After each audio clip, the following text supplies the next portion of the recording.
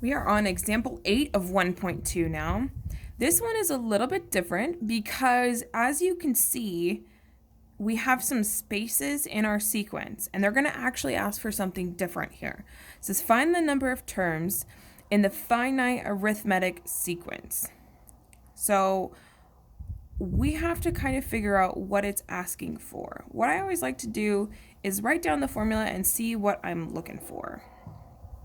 So we have u sub n equals u1 n minus 1 times d. That's our formula. Okay.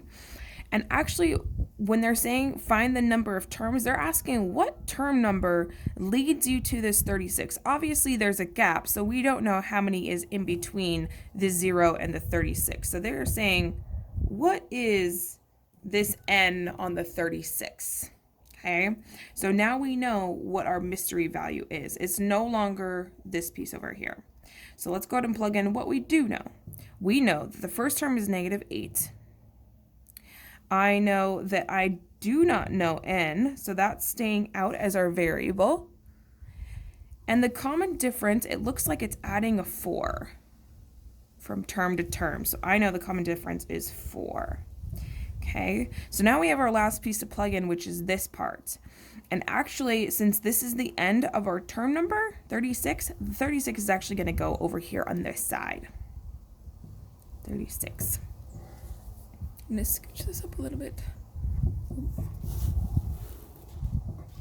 Okay, so here comes the solving piece. Now, the most common mistake that people make with this is the distributing from the back. Usually the number's in the front and you can go forward, but in this case, we're going back to front. Okay, so we have the 36, we have the negative 8, we have 4n, 4 times the n would give us 4n, and then we have a negative 4 in the back. So all this really turns into is a simple algebra problem.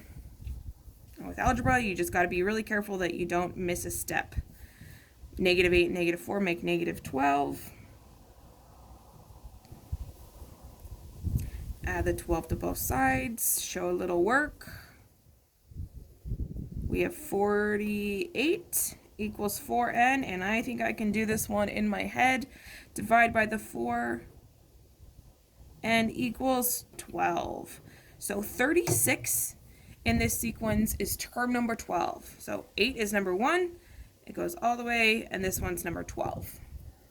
So a little bit different problem than before, and that's what's going to happen with these equations. Not always are you just going to be able to plug in the right side and be done. You'll be missing different things that you have to use the formula to figure out how to work around.